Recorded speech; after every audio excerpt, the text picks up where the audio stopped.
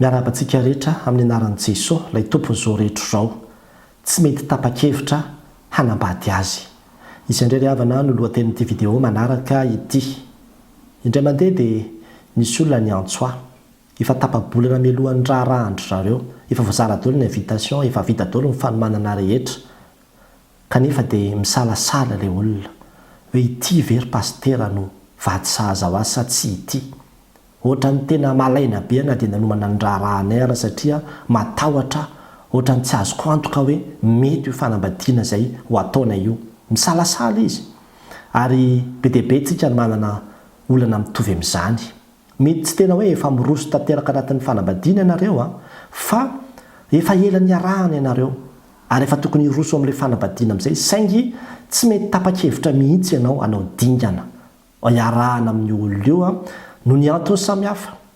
Ary izay indrindra no resahantsika ao anatin'ity vidéo ity. Ety am-piandohana aloha dia izao, esoriko tsy tafiditra ao anatin'ny zavatra izay ho resahako eto ny hoe raha antony ara-pivavahana, ara-pinoana no mahatonga anao misalasala. Esoriko satria ny resaka finoana dia tena zavatra fondamental ho antsika kristianina.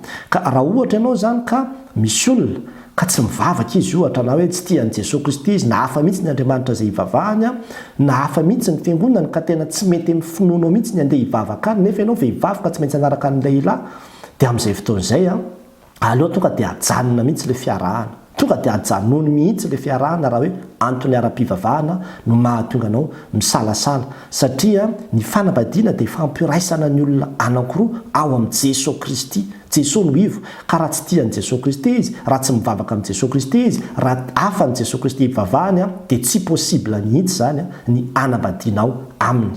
Dia izay no mahatonga antsika hoe tonga dia efa alana esorina mihitsy aloha raha antony ara-pivavahana mampisalasala anao, aza misalasala intsony adaboy. Ny faharoa, raha ohatra ka antony eo amin'ny ivon'ny ray aman-dreny, ara-pianakaviana indray zany ilay mampisalasala anao. Ohatra zany hoe sakanan'ny ray aman-dreny ianao. Tsy avelan'ny ray aman-dreny iroso mihitsy fosiny ray aman-dreny hoe izahay dia tsy manomety sodrano an'io, izay dia tsy mankasitraka an'io, mitsipaka hatramin'ny farany ny fiarahanareo izay noho izao ny antony samihafa.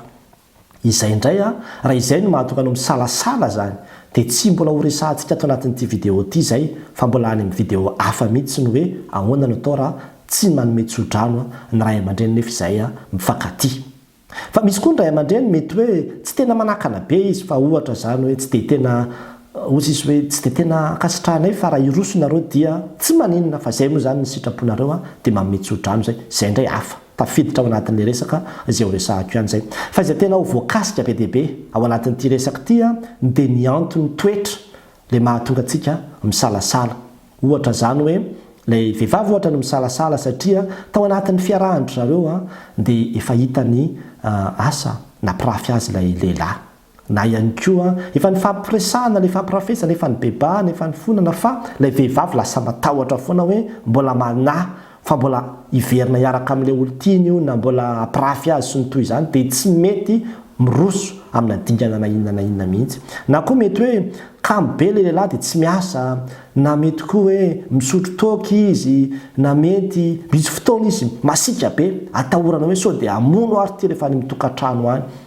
Na ihany koa misy toetra samihafa zany izay mahatonga anao lasa misalasala eo amin'ny atrehany hoe iroso, nefa efa lany fotoana niarahana taminy teo ianao.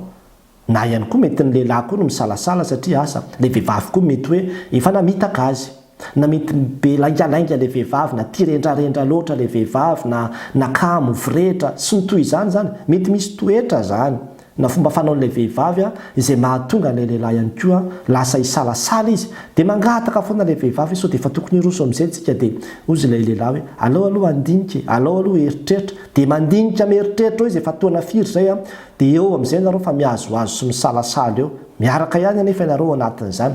Misy ihany koa anefa ilay fitiavana ao anatin'izany, fa ohatra misy zavatra be dia be koa nefa mahatonga anao hisalasala. Ny zavatra voalohany indrindra aloha izay tiako fantatsika rehetra dia izao ny Romanina 4:7 dia milaza fa izay misalasala dia meloka raha homana, satria tsy avy amin'ny finoana izany, fa ota izay rehetra tsy avy amin'ny finoana.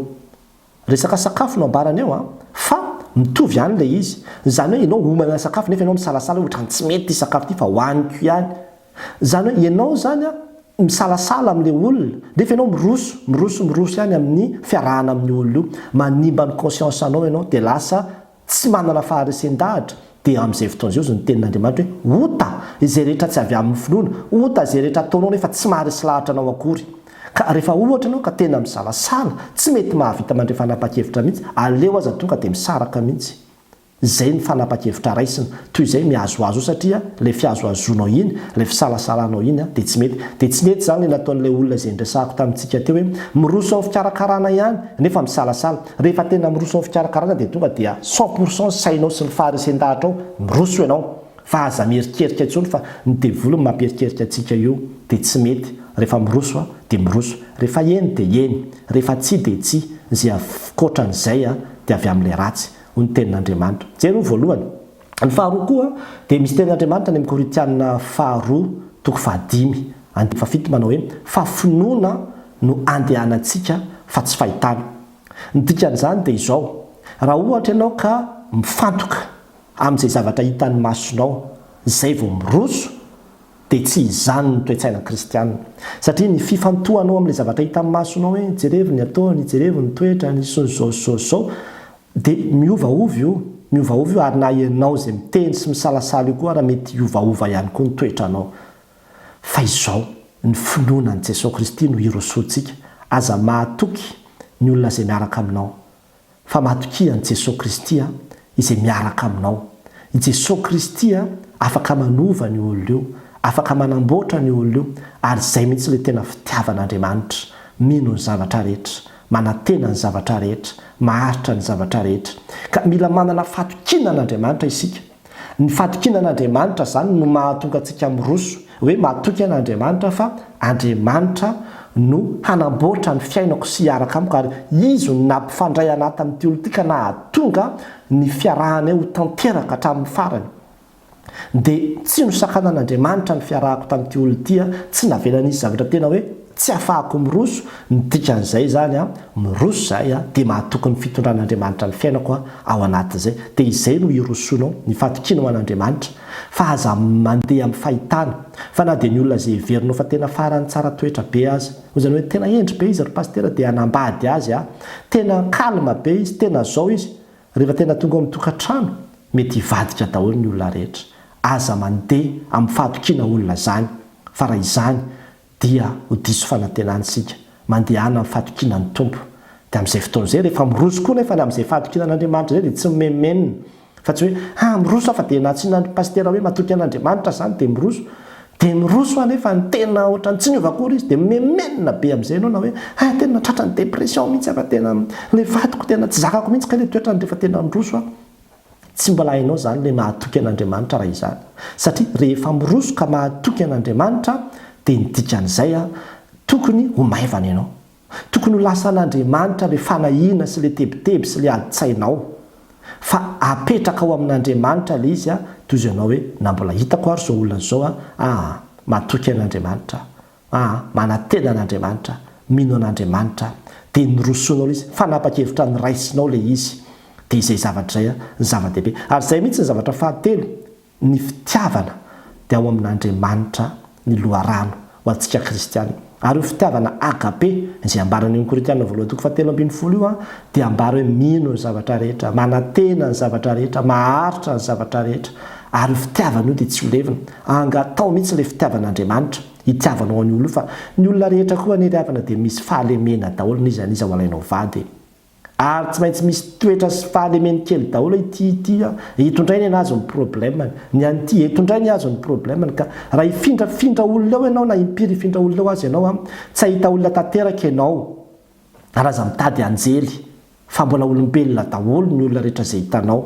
Ka rehefa mba tonga amin'ilay hoe hito aloha zany dia ohatran'izao aloha zany ny fahalemeny, dia izay zany no azo fijaliana hoentiko amin'ity olo ity dia izao zakao am-pifaliana ary amin'ny fanantenana, amin'ny finoana, amin'ny fitiavana agape ilay zavatra. Satria ireo zavatra ireo no mitoetra, ny finoana, ny fanantenana ary ny fitiavana.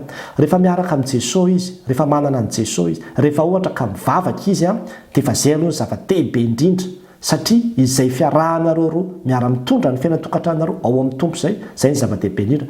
Io anie natoko hoe milamina be ara ny fiarahanareo dia miroso amin'ny fanambadianareo rehefa tsy aotsony Jesosy Kristy rehefa vao fa varim-barinareo miverina amin'ny korotana indray io. Miverina amin'ny korotana indray io.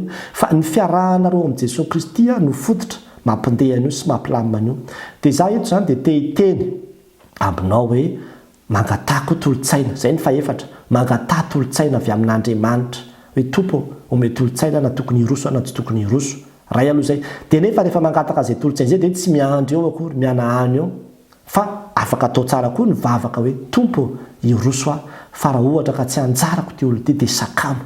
Aza vela ho tonga any amin'ny fanambasinana akory na any amin'ny fisoatam-panambadiana akory izao fikasana izao fa sakano ny ampandehanana eny. Ataovy misy zavatra tena goavana be hitako izay ahatonga anahy tena hoe tsy te hiroso intsony ao anatin'ny fiarahanay. Fa raha ohatra ka mianahany eo fotsiny eo anao dia hoe mangataka tolotsaina avy amin'Andriamanitra na hoe mangataka fitariana avy amin'Andriamanitra dia mianahana sy mihazoazo eo anao mety zay. Fa mila mandeha amin'ny finoana isika fa tsy mandeha amin'ny fahitana. Tsy hoe rehefa tena mahita an'izao aho vao hiroso fa mandeha na dia tsy mahita na inona na inona aza. Ary zany daholo ny ambaran'ny tenin'Andriamanitra rehefa jerevantsika ny soratra masina. Ny mampalahelo amin'izy ity dia izao, misy olona rehefa tsy mahay an'io mahatoky an'Andriamanitra sy miara-mandeha amin'Andriamanitra sy manantena an'Andriamanitra io fa mahatokitoky olona foana na dia efa manambady efa firy taona aza mbola mametraka fanontaniana foana sao dia tokony hisaraka ara, sao dia tsy tia ary ny anjarako, sao dia tsy mety ara ny fanambadianay sy ny toy izany. Dia izay ilay olana satria raha ohatra tsika ka mahatoky ilay olona miaraka amintsika fa tsy mahatoky an'Andriamanitra dia hiemotra sisa hiverin-dalana ohatran'izay foana tsika. Itsika tsy namana izay miemotra fa rehefa balahany fotoana naritra ny fotoana maro toana roa ka efa mifampizatoetra efa hitanareo nisy valim-bavaka niara-nanompo ny tompo nisy zavatra samihafa fa nety nisy otana olana na nisy zavatra tsy fantaterahana teny antsefatsefany teny dia aza atao mampiemotro zany. Fa ny ao anatin'ny tokantrano tsy mbola mety grave noho izany no mety ho hitanao fa miara-mandeha amin'Andriamanitra hoe miara-mandeha amin'ny tompo dia mahatoky ny tompo dia izay ny finoana ty anatiko dia miroso. Mampahery antsika ry havana tanterasoa ny faniriana sy ny fikasana rehetra ny tompo ane omba antsika dia manana fatokiana azy fa tsy hamelanao ho potika zany izy fa rehefa napetraka ao taminy ny fiainanao dia tsisy harombaka izay eo ampelantanany intsony. Dia mahereza matanja ombanao ny tompo. Amen.